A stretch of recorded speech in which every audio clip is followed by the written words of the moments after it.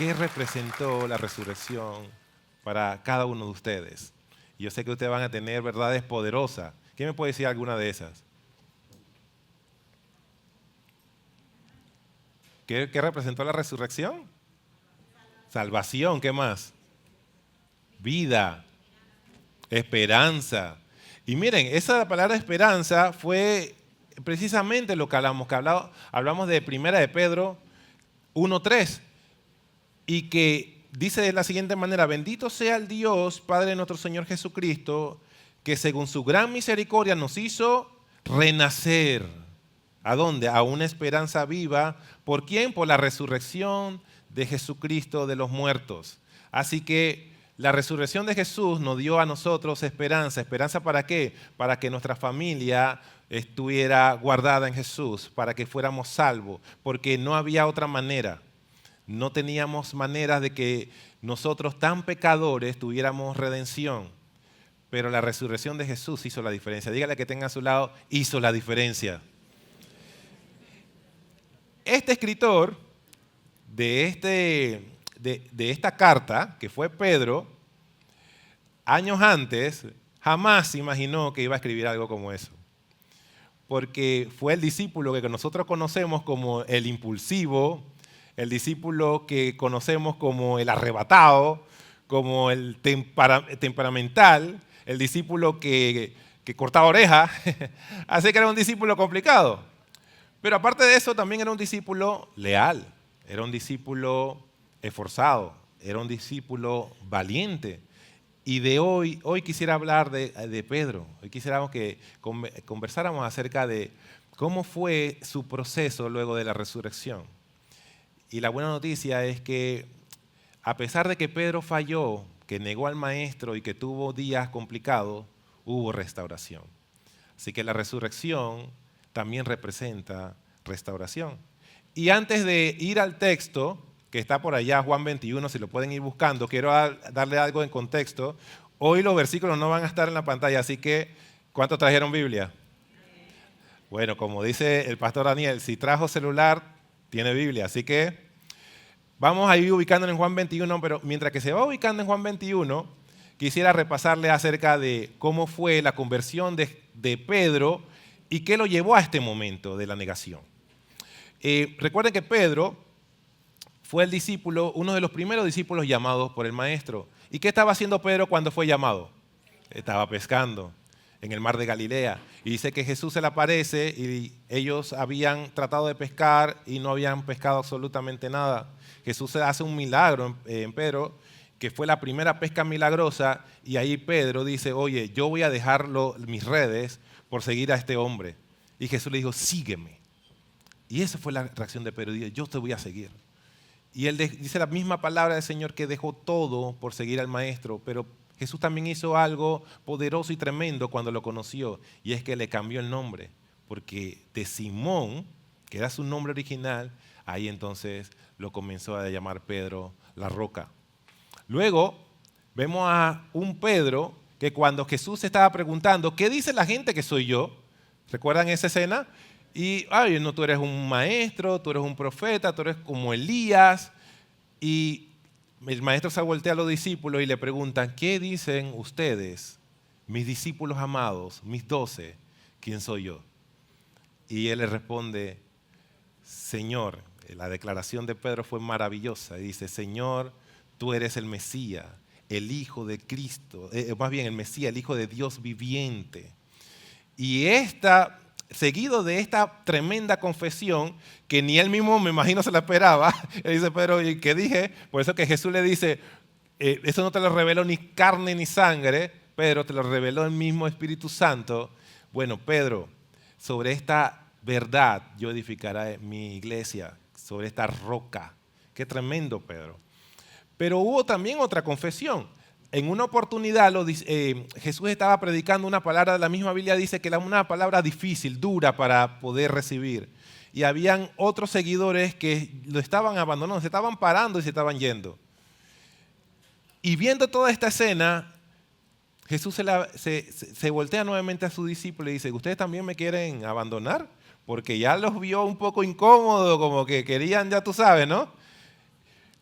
Y Pedro hace la siguiente confesión, dice, Señor, ¿a quién iremos si solamente tú tienes palabra de vida eterna? No tenemos otro lugar, no somos nadie sin ti. Qué tremendo, Pedro, ¿cierto? Miren, otra escena fue cuando Pedro, estaban los discípulos y estaban en la barca y recuerdan la tormenta y que la barca se estaba hundiendo y que no tenían esperanza y vieron a lo lejos a alguien que se acercaba y ellos pensaban que era un fantasma y Pedro dijo, Jesús, si tú eres, deja que yo vaya a ti. Y Pedro caminó sobre las aguas. ¿Se acuerdan de eso? Hablamos siempre de Pedro se hundió, Pedro, qué barbaridad, Pedro, oye, qué lío con Pedro. Pero fue el único discípulo que caminó sobre las aguas. ¡Qué tremendo!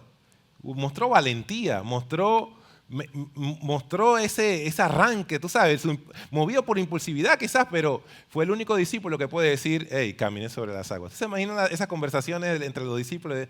Y él ahí bien pechón diciendo, no, pero si yo fui el único que caminé sobre las aguas con el maestro. ¡Qué tremendo, Pedro!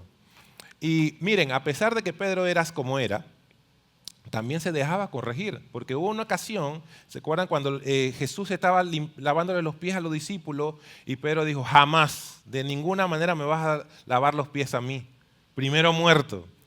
Y Jesús le dijo, bueno, si tú no te dejas lavar los pies, no tendrás parte conmigo en el reino. ¿Y qué le dijo Pedro? Bueno, no solamente me lave los pies, lávame completo, Señor, Maestro mío. Así que dentro de todo, Pedro también tenía esa capacidad de reaccionar al maestro y decir, oye maestro, es verdad, estoy equivocado, quiero volver a ti. Pero también hubo otra escena, o más bien, ¿qué llevó a Pedro a negar al maestro? Y eso no fue un evento aislado, hubieron varias cosas que también llevaron a ese momento. Y quizás esa confesión poderosa que él tuvo, quizás lo llenó de orgullo, una jactancia, porque él dice, oye, yo soy el favorito del maestro, yo soy Pedro. A mí me cambiaron el nombre. Yo soy la roca. Yo soy el que lidera todo esto. Yo soy el que es. ¿Sabe? Y había ahí como quizás un orgullo de parte de Pedro. También posiblemente cuando, recuerden en Getsemaní, Jesús le da una orden a los discípulos, le dice, porque era el círculo de los íntimos que estaban con él, y le dice a ellos, oye, oren conmigo, porque me siento mal hasta la muerte, Jesús le dijo. ¿Y qué hicieron los discípulos? ¿Qué hizo Pedro? Se durmió. Entonces quizás también dentro de todo lo que estaba ocurriendo, había un colapso en su vida de oración, que eso también nos habla a nosotros. ¿Cómo está nuestra vida de oración? Quizás el maestro espera de nosotros que oremos, pero quizás nosotros estamos haciendo algo distinto, quizás estamos un poco distraídos. Y eso estaba pasando en Pedro. Y todo eso luego lo lleva al momento del arresto de Jesús. Y recuerden que está el asunto que vinieron los soldados, iban a arrestar al maestro y Pedro reaccionó. ¿Qué sacó Pedro? Un cuchillo. ¿Dónde tenía ese cuchillo ese Pedro? Oye, qué cosa con Pedro. Y saca el cuchillo y le corta la oreja a un siervo llamado Malco. ¿Ustedes creen? Bueno, yo no tengo pruebas, pero tampoco tengo duda de que ese cuchillazo no iba a la oreja. Quizá iba a otro lado, ¿sabe? Porque ese Pedro era tremendo, porque él dice, miren, en ese momento, claro, él dice, yo voy a defender a mi maestro, no voy a dejar que se vaya, porque hay que establecer el reino aquí en Israel, y él es el llamado para hacerlo, así que no voy a dejar que lo arresten. Así que el pensamiento de Pedro estaba muy distante al pensamiento de Jesús, que era tratar con misericordia y que este momento era necesario para que él tuviera vida. Amén. Y para que nosotros tuviéramos vida. Así que todo ese vía crucis llevó a Pedro a negar al maestro frente a una fogata. Y lo tremendo de esa conversación es que la persona que lo confronta le dice, oye, pero yo te he visto con ellos. Y Pedro dice, yo jamás, yo no parqueo con esa gente. Y después le dice nuevamente, oye, pero tú hablas hasta como uno de ellos. Y él dice, no, para nada, no, yo hablo de esta manera, yo no hablo así. Es que cuando estamos cerca de Jesús, olemos a Jesús, Cuando estamos cerca de Jesús, hablamos como Jesús. Cuando estamos cerca de Jesús, tenemos el ADN de Jesús. Nosotros como discípulos no podemos ocultar a Jesús en nuestras vidas porque estamos llenos de Él. Y Pedro estaba lleno de Jesús en ese momento. Y la tercera negación fue la más tremenda porque le dicen, oye, pero definitivamente tú estabas con ellos. Yo te he visto con Jesús. Y él dice que no. Y en esa escena fue poderosa porque Juan capta en el Evangelio y dice que se encontró la mirada de Jesús con la mirada de Pedro y eso seguramente desgarró su corazón y se fallé al maestro, lo abandoné al maestro. Y eso todo ocurrió frente a una fogata. Qué tremendo. Él en lugar de estar más cerca del maestro, estaba caminando lejos del maestro y eso lo llevó a negar a Jesús 3 veces. Y miren, vamos a Juan 21, porque lo tremendo es que el Señor Jesús, luego de su resurrección, no dejó a Pedro de esa manera. ¿Cómo usted cree que se sentía Pedro? Mal, se sentía decepcionado, confundido, se sentía que había fallado, se sentía destruido por dentro. Pero en el marco de todo lo que estaba ocurriendo, Jesús había resucitado. Y Jesús se le había aparecido a los discípulos. ¿Y sabe quién fueron los primeros que corrieron al sepulcro? Pedro y Juan. Y ahí estaba Pedro. Pero la Biblia dice que Juan creyó, pero no dice que Pedro creyó. Pero cuando Jesús se le aparece y estaba la puerta bien cerrada, dice la Biblia, y se le aparece en la habitación, se alegró. Pero algo todavía estaba pasando en su corazón. No la estaba pasando seguramente bien. Y Jesús nuevamente se le aparece porque Tomás estaba dudando y le dice, oye, mete tu mano en mis llagas y verás que yo soy real, que yo he resucitado. Imagina la reacción de Tomás. Yo siempre pienso en Tomás como que, Dios mío, como que el Jesús resucitado, glorificado, me está confrontando de esta manera. Y hizo una confesión tremenda Tomás y dice, Dios mío. Y ahí en todo eso, y algo que me gustó de Pedro es que él estaba allí con los discípulos, pero internamente seguro estaba destruido. Pero sabe que Jesús da segunda oportunidades. ¿Cuántos lo creen? Jesús no nos deja así. Amén. Podemos fallar, podemos equivocarnos, podemos como discípulos hacer cosas que no le agradan al maestro, podemos negarlo muchas veces, pero ¿sabes qué? Jesús no te va a dejar de esa manera. Y eso es lo que promete Jesús. Y en estos versículos vamos a leer. Juan 21, 1 al 13. Sígame, por favor. Me dice amén aquellos que ya están allí. Amén. El versículo 1 dice, después de esto Jesús apareció de nuevo a sus discípulos. Esta es la tercera vez que se aparecía. Junto al lago de Tiberias sucedió de esta manera. Estaban juntos Simón Pedro, Tomás, Natanael, el de Caná de Galilea, los hijos de Zebedeo y otros 2 discípulos. Habían 7 discípulos allí. Me voy a pescar, dijo Pedro.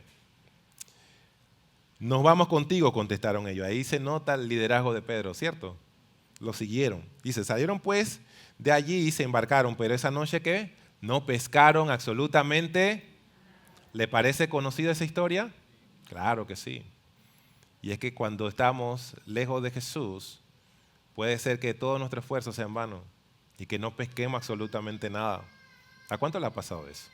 Que te esfuerzas y nada pareciera que rindiera frutos. Y así estaban estos discípulos, lejos de Jesús. Jesús le había dicho, quiero que nos encontremos en la montaña de Galilea, y ellos estaban en el mar de Galilea, estaban lejos de donde el Señor los quería. Y dice, al despuntar el alba, Jesús se hizo presente en la orilla, pero los discípulos no se dieron cuenta de que era Él. El 5 dice, muchachos, este es Jesús hablando, ¿no tienen algo de comer? Y dijeron, no, respondieron ellos. Entonces Jesús le dice en el versículo 6, tiren la red a la derecha de la barca y pescarán algo. Así lo hicieron y era tal la cantidad de pescados que no podían sacar la red. ¿Ustedes creen, y esa es asunción mía, pero ustedes creen que ellos ya no habían tirado la red a ese lado? Pero una instrucción de Jesús bastó para cambiar la realidad que ellos estaban viviendo. Una sola palabra bastó y ellos pudieron encontrar abundancia en lo que ellos estaban haciendo. Pudieron encontrar lo que estaban buscando. Qué tremendo el Señor, el Maestro. Pero ¿qué era la diferencia? Que Jesús estaba con ellos. ¿Qué era la diferencia? Que Jesús lo había ordenado. ¿Qué era la diferencia? Que no es que estaba batallando solo, sino que estábamos acompañados del Maestro. Todos los esfuerzos que nosotros hagamos son en vano si Jesús no está con nosotros, querido hermano, amado hermano. Como discípulos nos esforzamos y tratamos y tratamos y tratamos, pero ¿sabes qué? En el momento que estamos alejados del Maestro, todos nuestros esfuerzos se ven disminuidos porque no está respaldado por lo que Jesús, por la palabra de Jesús. Y miren el versículo 7 que dice, es el Señor, dijo a Pedro, el discípulo a quien Jesús amaba. ¿Quién es el discípulo que Jesús amaba? ¿Y cómo Juan pudo identificar al Maestro y los demás no? ¿Por qué? Porque a diferencia de los demás, Juan siempre estaba cerca de Jesús. Siempre estaba en comunión con Jesús. Dice que la palabra que cuando ellos estaban juntos se recostaba al costado de Jesús. Así que entre más cerca estemos del Maestro, más lo podemos reconocer en las cosas cotidianas de la vida. Amén. Y miren, tan pronto como Simón Pedro lo oyó decir, es el Señor, se puso la ropa porque estaba semidesnudo y se tiró al agua. ¿Por qué se tiró al agua? Para ir al Maestro. Dice, los otros discípulos lo siguieron en la barca arrastrando la red llena de pescado, pues estaban a escasos 100 metros de la orilla. Al desembarcar vieron unas brasas con un pescado encima y un pan. Ay, ay, ay, comidita, papá. Dice el versículo 10, traigan alguno de los pescados que acaban de sacar. Ese le dijo Jesús. Y en el versículo 11 dice, Simón Pedro subió a bordo y arrastró toda la red, dice, a la orilla, la cual estaba llena de pescado de buen tamaño. Eran 153, pero a pesar de ser tanto, la red no se rompió. Y el versículo 12 dice, vengan a desayunar, le dijo Jesús. Qué buena, eso es de Dios, ¿sí o no? Qué bueno, ¿eh? Ninguno de los discípulos se atrevía a preguntarle, ¿quién eres tú? Porque sabían que era el Maestro. Jesús se acercó, tomó el pan y se lo dio a ellos e hizo lo mismo con el pescado. Pareciera que había una dieta en los judíos, en la multiplicación de pan, de los peces y el pan, peces y pan. Parece que había una dieta ya predefinida, predeterminada. Y acá el desayuno, pescado y también con pan. Dice 14, esta fue la tercera vez que Jesús apareció a los discípulos después de haber resucitado. Miren, Pedro había fallado, Pedro estaba destruido, Pedro la estaba pasando mal. Pero ¿sabes qué? Hoy la palabra del Señor quiere recordarnos qué debemos hacer cuando fallamos. ¿Cuántos han sentido así? ¿Cuántos han sentido que han fallado al Maestro? ¿Cuántos han sentido que las cosas no están saliendo bien? Y miren, ¿qué debemos hacer cuando fallamos? Eso es lo que quisiéramos hablar un poquito de cerca de hoy. Y lo primero que hizo Pedro cuando falló es que volvió a Jesús con un corazón arrepentido. Dice la palabra del Señor que la barca ni siquiera había llegado, ya había ocurrido el milagro, y Pedro no estaba preocupado por los 153 peces. Pedro estaba preocupado por volver y encontrarse con Jesús. Dice que se tiró de la barca, comenzó a nadar y se fue hacia el Maestro. ¿Por qué? Porque él decía dentro de sí seguramente, yo necesito esto, necesito acercarme nuevamente a ti. Te necesito, Señor. Me hacía falta esta oportunidad y ahora vuelvo a ti con un corazón arrepentido. Así que lo primero que aprendemos es que tenemos que volver a Jesús lo antes posible y eso hace la diferencia. Amén. Él necesitaba restaurar su comunión con el Señor y él no esperó. Él dice, Jesús está en la orilla, pero yo voy hacia él. Mira, cada uno de nosotros sabemos cómo está nuestra relación con Jesús. Sabemos en qué lado estamos, si de repente estamos en comunión y cerca de él o estamos un poquito alejados de él. Y yo no sé cuál es tu situación, pero hoy te quiero decir, te quiero invitar y te quiero motivar a que si tu vida con Jesús, tu comunión con Jesús no está así de cercana, que tienes que volver a Él, que tienes que nadar hacia Él como lo hizo Pedro. Y miren, hay una similitud entre lo que pasó con Judas y Pedro, porque los dos habían fallado, ¿cierto? Los dos habían cometido errores garrafales. Judas entregó al maestro, Pedro lo negó, los dos se sentían en el piso, tocando fondo, los dos se sentían destruidos, pero hubo una diferencia entre uno y el otro, que Judas sintió remordimiento y ese remordimiento lo llevó a su destrucción, pero en el caso de Pedro fue distinto, él sintió arrepentimiento y él dice, yo necesito volver al maestro. Y él lloró amargamente, dice la Biblia, pero a pesar de su dolor, a pesar de todo lo que estaba pasando, él volvió porque él había confesado ya, mira, se acordó quizás de su palabra y que a quién iremos si solamente tú tienes palabra de vida eterna, necesito volver al maestro. Pero ¿sabe qué? A veces Jesús está allí en la orilla y nos pasa como a los discípulos, que no lo reconocemos. A veces estamos un poco lejos de Jesús, que le hemos fallado y que nos hemos equivocado, pero no lo reconocemos y estamos tan distraídos y no logramos verlo por eso, porque quizás nuestra distracción nos hace que Jesús se vea borroso. Y la intención de este mensaje es que podamos aprender a volver a Jesús con un corazón arrepentido y poder reconocerlo porque necesitamos de Jesús. ¿Cuántos necesitan de Jesús? Mira, aunque quizás ustedes me digan, oye Joel, está bien y todo, pero realmente yo estoy bien con Jesús. Yo estoy cerca de Jesús y mi comunión con Jesús está bien. Yo estoy en mi prime como discípulo, es decir, yo estoy, mi buena relación, yo estoy en mi mejor versión de discípulo, así que toda esa palabra está bien, pero como que no me cae del todo. ¿Y sabe qué? Yo estoy seguro que Pedro se sentía exactamente igual. Exactamente igual. Pedro jamás de los jamases pensó que iba a negar al maestro. Es más, mira lo que él dijo, le dijo a Jesús. Cuando Jesús dijo, oye, tendré que padecer, tendré que ir a la cruz, Pedro le dijo, jamás eso va a pasar en mi demarcación, jamás eso va a pasar en mi guardia. Primero muerto a que tú pases por eso. Pero Jesús le dijo, antes que cante el gallo, me negarás 3 veces. De ninguna manera Pedro pensaba eso. Y mira cómo Jesús se lo dice en Lucas 22, 31 al 34. Dice, Simón, Simón, mira que Satanás ha pedido para zarandearlo a ustedes como si fuera trigo. ¿Usted sabe cómo se zarandea un trigo? Eso es bien gráfico, ¿cierto? Se tiene que dar duro al trigo para poder ser zarandeado y poder sacar lo que tiene que sacar del trigo, ¿cierto? Imagínense que esa fue la imagen o la ilustración que utilizó Jesús para decirle a Pedro lo que iba a ocurrir. Y con mucho dolor le voy a decir esto, porque eso me pegó primero a mí, así que no me voy a quedar con esto.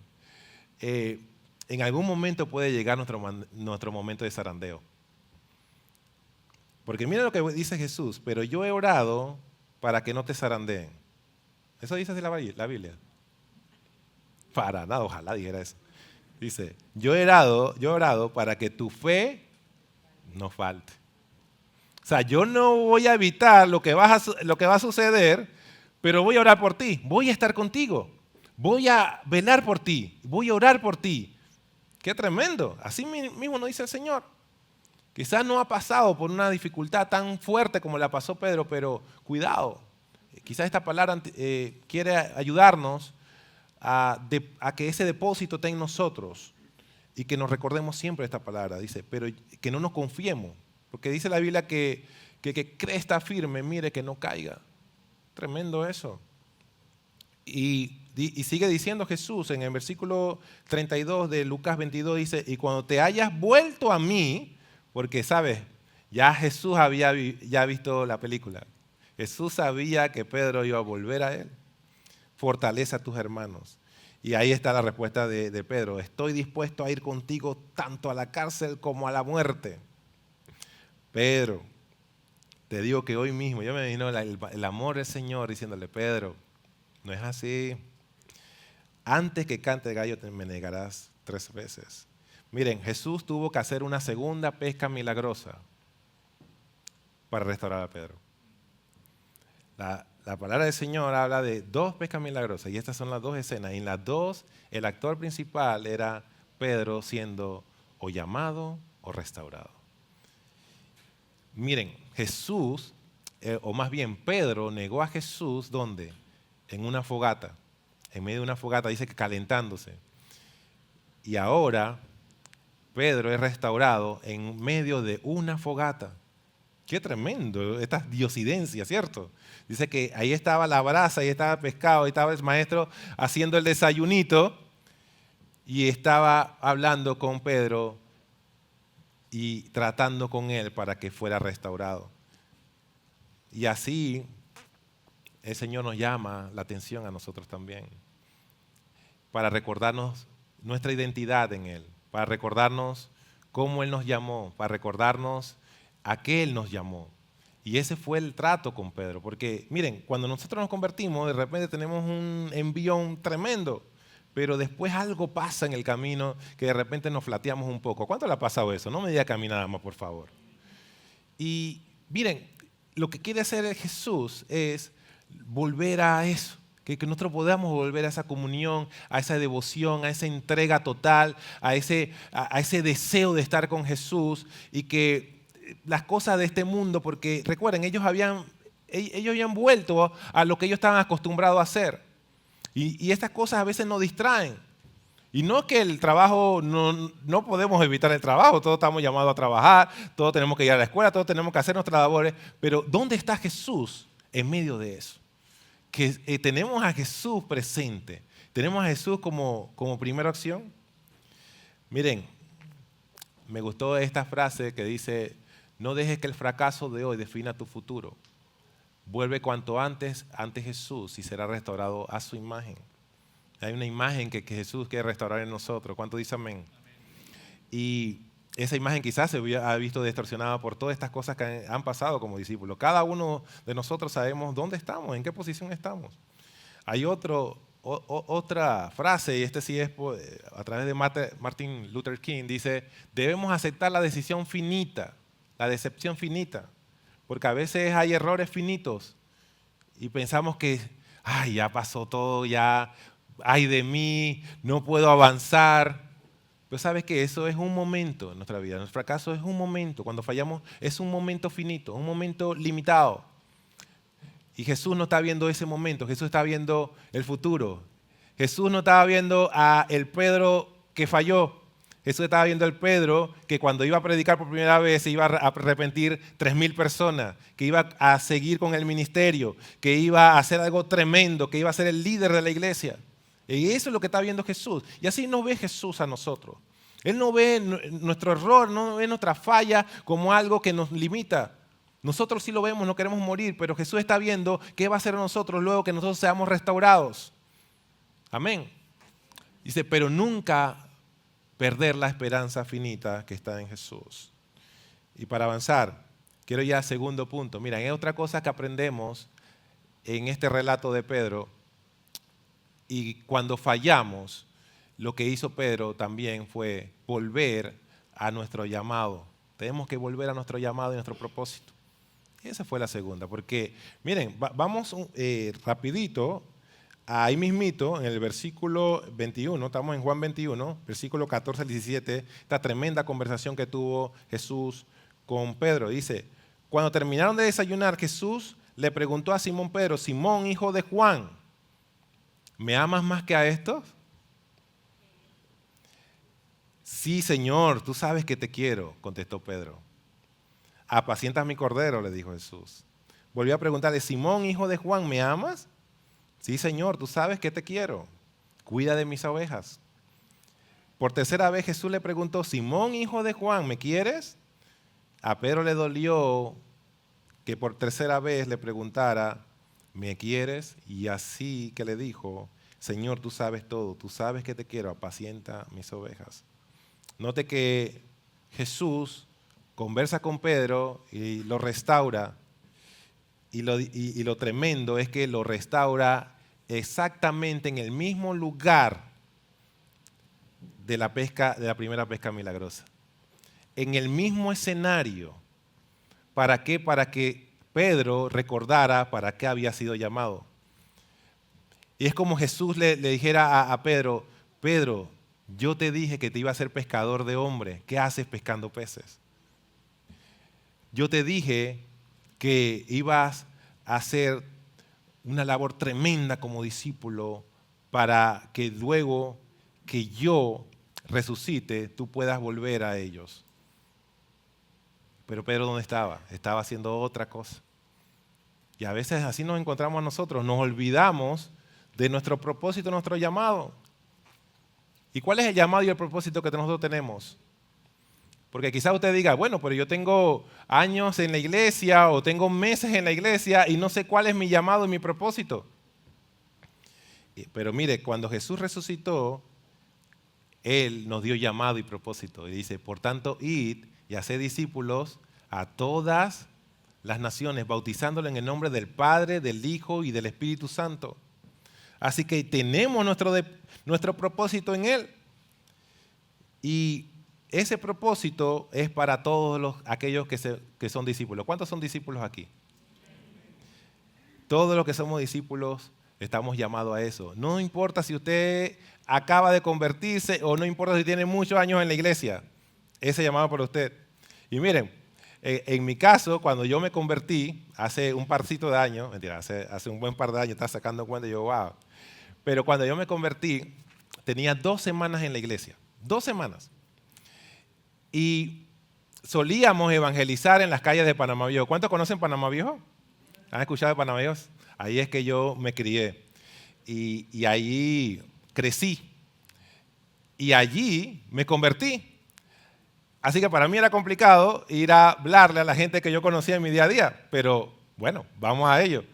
Y porque hacíamos jueves de evangelización. 2 semanas en la iglesia y me invitaron a un jueves de evangelización. Yo quería meterme en todo lo que fuera en la iglesia. Así que yo dije, vamos para allá. Y recuerdo que entrábamos a las casas, yo iba con una hermana, íbamos de 2 en 2, y nos metimos en una casa con una hermana que nunca se me olvida su nombre, Roxana, una dominicana. Y la hermana comienza a hablar de Jesús a la familia, comienza a invitarlos a que recibieran a Jesús en su corazón, que Jesús había resucitado para que ellos tuvieran por gracia la salvación, que fueran unas personas diferentes. Y yo, oye, eso está bueno. Y cuando menos lo esperaba, la hermana Roxana me dice, Joel, ¿tienes algo que añadir? Y yo, me mandó una bola muy rápida.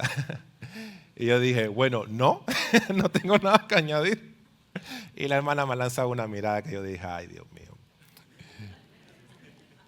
Al final, la hermana me dice, Joel, con el amor que pudo demostrarme, Joel, pero es que si estamos evangelizando es para que tú hables. Yo pensaba que yo estaba aprendiendo, me tengo que hablar. Y ahí me cayó el guara. Yo dije, wow, esto no me ha pasado 2 veces. Así que sin este jueves que evangelicé ya yo iba apilado, ya yo iba con algo. Porque ¿sabes qué, hermano? Todos tenemos algo que hablar. Dios ha hecho algo tremendo. Yo lo entendí allí, pero breve. Yo le dije, el Señor hizo una transformación poderosa en mi vida. El viejo Joel ya no está. Aquel que le gustaba las cosas que no le agradaban a Dios ya no está. Aquel que estaba zumbido en la depresión, el que no tenía identidad, eso ya no pertenece más. Ahora hay un nuevo Joel, ese tiene que hablar, tiene que decirlo al mundo. Y ahí yo lo entendí, hermano. Así que este llamado es para todos. Hacer discípulo es para todos. Y me encanta lo que está haciendo la iglesia. Estamos, por los poros está brotando en esta iglesia el discipulado. Y eso es tremendo. Vida coach, grupo pequeño, lo que hacemos allá en los salones allá adentro. Todo es para que nosotros nos parezcamos más a Jesús y para atraer a los que están lejos, que es nuestra misión. En el momento que no hacemos esa misión, no tenemos identidad como discípulos. Miren, si a nosotros nos quitan, Pedro seguro se sentía sin identidad, sin propósito, se sentía devastado. Pero Jesús se le aparece y vuelve todo para él. Y él dice, esto es lo mío. Dice, ya, mira, quizá todo lo que tú hacías antes ya no vale para nada. ¿Por qué? Porque ahora yo te di un nuevo propósito, una nueva identidad. Y es por eso que Jesús le confía sus tremendas ovejas a él. ¿Para qué te llamó Jesús, amada iglesia? ¿Para qué te llamó Jesús? ¿Y qué tan lejos o qué tan cerca estás de ese llamado? Quizás el llamado que te hizo Jesús de pescar hombres, pero tú estás pescando peces. Cuidado con eso. Quizás Jesús te dijo, oye, vamos a rescatar a familias, pero tú estás haciendo otra cosa. Yo estoy seguro que en el corazón de cada uno Jesús puso algo que tienes que hacer. Pero yo no sé si lo estás haciendo. Solamente tú sabes si lo estás haciendo o no. Y esta palabra quiero que te la lleves en tu corazón y que recuerdes para qué has sido llamado. Jesús tuvo que visitar a Pedro para recordarle para qué había sido llamado. Mire, sin el llamado nosotros no somos nada. Permíteme cerrar con esto. Cuando Jesús le preguntó a Pedro 3 veces por qué lo amaba, no fue casualidad. Fue porque 3 veces negó Pedro al maestro y 3 veces Jesús lo hizo confesar que lo amaba. Y la palabra que utilizó Jesús como amor en el original es agapao. Y ese es un amor absoluto, un amor devocional, de devoción total. Un amor sacrificial, que emana sacrificio. Y ese es el amor que Jesús quería que Pedro confesara. Y hoy nos recuerda hoy, ¿qué tanto amas al Señor? ¿Realmente lo estamos amando con devoción total? ¿O estamos amando más las cosas de este mundo, los placeres de este mundo? Estamos más amando los bienes, y todo esto es perecedero. Y yo sé que cuesta entenderlo, porque estamos en el día a día y estamos distraídos y estamos de aquí para allá y las ocupaciones diarias. Pero dice la Biblia que acumulemos no tesoros aquí, tesoros en los cielos.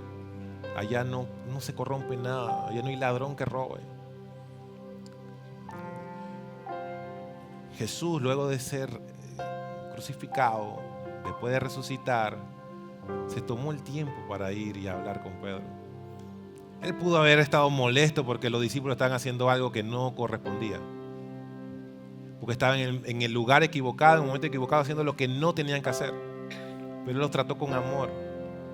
Jesús nos trata con amor, con misericordia, porque Él sabe el potencial que hay en cada uno de nosotros.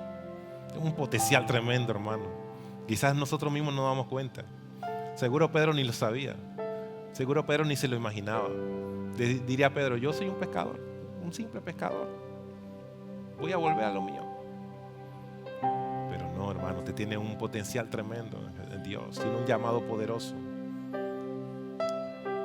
El llamado es ir y hacer discípulos, pero en el medio hay ministerio, en el medio hay talento, hay dones que el Señor nos ha dado a nosotros, tenemos que desarrollarlo.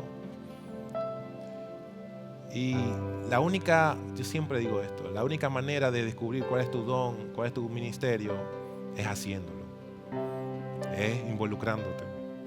Y yo te pido, hermano, que,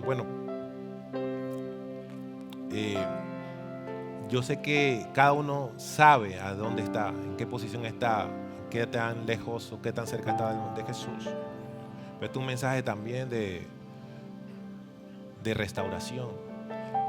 Y en esas 2 palabras encuentro algo poderoso. Y eso me di cuenta preparando este mensaje. Esta palabra tiene 12 letras cada una, la misma cantidad. Las 3 primeras letras comienzan exactamente igual. Y las 4 últimas terminan igual. ¿Será eso una coincidencia? Es una diosidencia, seguro. La resurrección de Jesús nos trajo restauración. Y yo no sé en qué tan cerca, qué tan lejos está del Maestro. Pero si tú te sientes un poco lejos del Maestro y un poco lejos de tu llamado, tu propósito, esta palabra es para ti. Y si tú te sientes así, quisiera que inclinaras tu rostro conmigo y oremos, pidiéndole al Señor, al único que puede restaurarnos, al único que puede fortalecernos y al único que puede restaurar nuestro propósito, el propósito por el cual Él nos llamó, Señor. Te damos gracias, Padre, porque tú quieres desayunar con nosotros, Señor, y es una excelente noticia, Padre. Queremos, Señor, esa intimidad, Padre. Queremos, Señor, volver a ti. Y quizás hemos fallado, Señor. Y quizás, Señor, hemos cometido varios errores. Y quizás nos sentimos lejos, Dios. Pero hoy queremos volver a ti. Queremos correr a ti, Señor, con ese corazón arrepentido, así como lo hizo Pedro, Dios. Que podamos, Señor, tener y restaurar esa comunión contigo, esa devoción contigo. Sacrificio que antes hacíamos, Señor.